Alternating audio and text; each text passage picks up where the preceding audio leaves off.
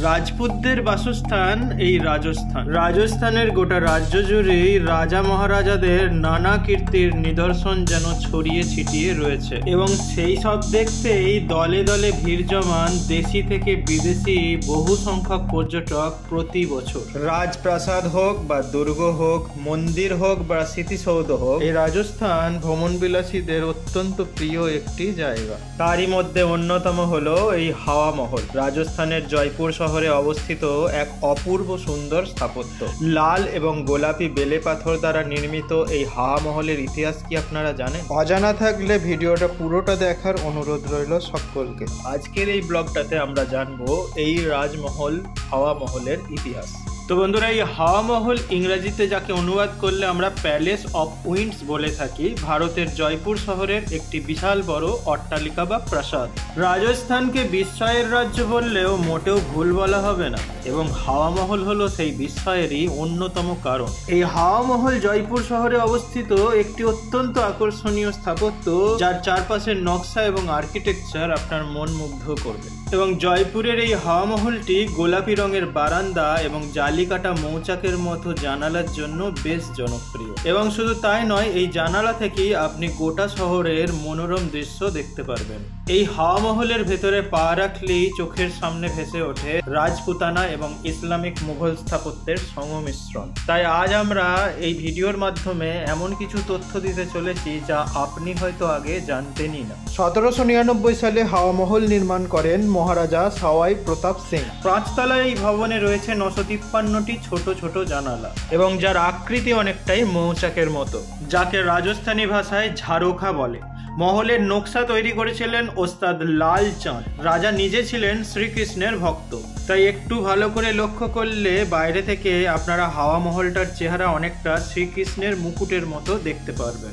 রাজ পরিবারের নারীদের বিনোদনের জন্য এই ভবনটি নির্মাণ করা হয়েছিল। এই মহলেই নানা উৎসব অনুষ্ঠান পালন করতেন রাজমহিষীরা।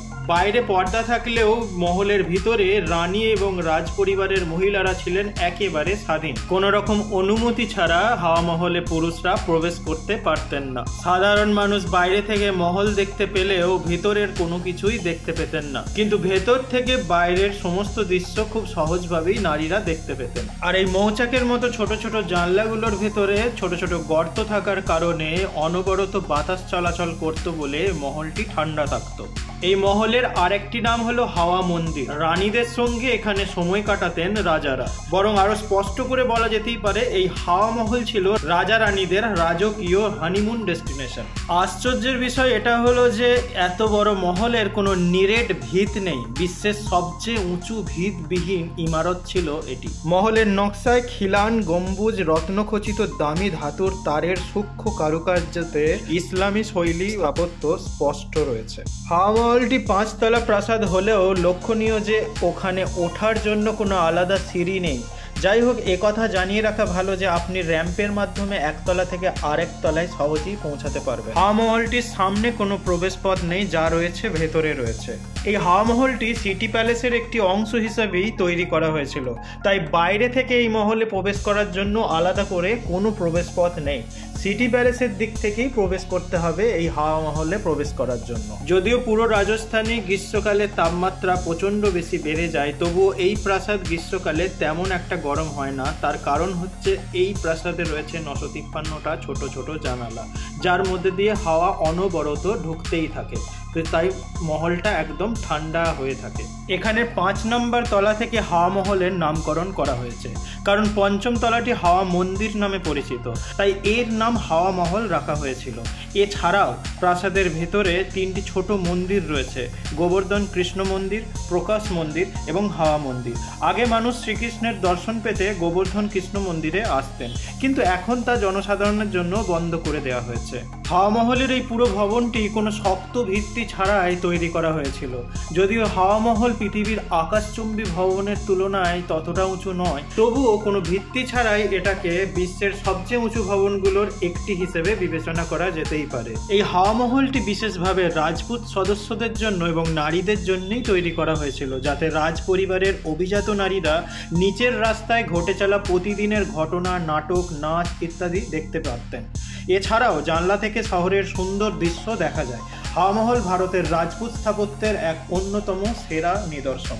একটা 5 তলা সুবিশাল অট্টালিকা, কিন্তু শক্ত ভিত্তি না থাকার কারণে এটি 87 ডিগ্রি কোণে হেলে রয়েছে। এই হাওয়া মহলটির উচ্চতা প্রায় 50টি। মহলের সবচেয়ে উপরের 3টি তল এককভাবে একটি করে ঘর দিয়ে গঠিত। এর নিচে প্রথম ও দ্বিতীয় তলের সামনে রয়েছে উন্মুক্ত স্থান। অসাধারণ এই প্রাসাদের কাঠামো আংশিক অষ্টভুজাকৃতি। মহলের পিছনের দিকের ভিতরের অংশে প্রয়োজন মতো অনেকগুলি ঘর রয়েছে, আর রয়েছে প্রচুর গলি। রাজপুতরা সাধারণত কৃষ্ণ ভক্ত হন। বিশেষ করে রাজপুত রানীদের মধ্যে কৃষ্ণ ভক্তির নজির রাজস্থানের ইতিহাসের পাতায় পাতায় রয়েছে। এই হাওয়া মহলের নির্মাতা রাজা সোয়াই প্রতাপ সিংহ ছিলেন বিশাল বড় কৃষ্ণ ভক্ত, তাই তার তৈরি মহলে শ্রীকৃষ্ণের চিহ্ন বেশ স্পষ্ট। হাওয়া মহলের আকৃতি অনেকটাই শ্রীকৃষ্ণের মুকুটের মতো। সূর্যোদয়ের সময় সোনালী রোদ এসে হাওয়া মহলের চেহারা আরও যেন আকর্ষণীয় করে তোলে। 1764 সালে 2রা ডিসেম্বর প্রথম মাধব সিং এর ছোট ছেলে হিসেবে রাজা প্রতাপ সিং জন্মগ্রহণ করেছিলেন। প্রতাপ সিং তার ভাই পৃথ্বী সিং এর মৃত্যুর পর মাত্র 14 বছর বয়সেই মহারাজা হন। তিনি 1778 থেকে 1803 সাল পর্যন্ত শাসন করেছিলেন। তার 25 বছরের শাসনকালে অনেক দর্শনীয় সাফল্য এবং কৌশলগত ব্যর্থতার সাক্ষী ছিলেন তিনি। মারাঠা এবং মুঘলদের দ্বারা ক্রমাগত প্ররোচিত হওয়ার কারণে তাকে বারবার হুমকি এবং তহবিলের ভারী নিষ্কাশনের মুখোমুখি হতে হয়েছিল।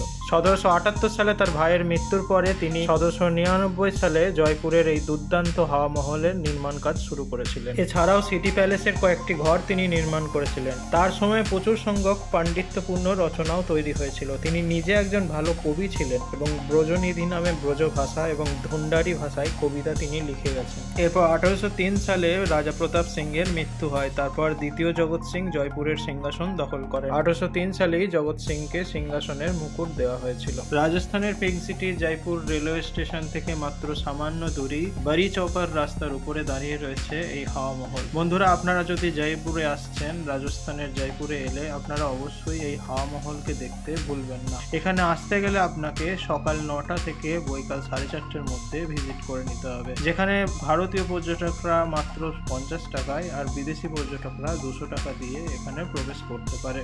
বন্ধুরা, আমরা সকালবেলা ব্রেকফাস্ট করার সময় হাওয়া মহলের অপোজিটে একটি রেস্টুরেন্ট ছিল। সেই রেস্টুরেন্ট থেকে হাওয়া মহলটা খুব সুন্দরভাবে দেখা যায়। তো আমরা কি করলাম, প্রথমে ব্রেকফাস্ট করার সময় সেখান থেকে হাওয়া মহলটা খুব সুন্দরভাবে যেখানে দেখা যাচ্ছিল সেখানটা কিছু ফটোগ্রাফি আমরা করে নিলাম। তারপরে আমরা এই হাওয়া মহলের ভেতরে প্রবেশ করেছিলাম। আপনারা হয়তো জেনে থাকবেন এই জায়গাতেই সুদেশী রোমান্সের সেই সিনটার শুটিং হয়েছিল, যেখানে পরিণীতি চোপড়া আর সুশান্ত সিং রাজপুত দুজনে মিলে চা কফি খাচ্ছিলেন আর গল্প করছিলেন। তো বন্ধুরা, কেমন লাগলো এই হাওয়া মহলের ইতিহাস জেনে অবশ্যই জানাতে ভুলবেন না।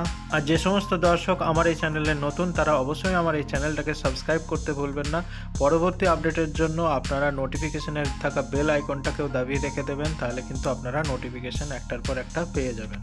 তো আশা করি ভালো লেগেছে আপনার এই ভিডিওটা। ভালো লেগে থাকলে একটা লাইক দিয়ে কমেন্ট করে সাথে ফিরছি পরবর্তী ভিডিওতে খুব তাড়াতাড়ি। Till then take care, bye, জয় শ্রীকৃষ্ণ। সবাই খুব ভালো থাকবেন, টাটা।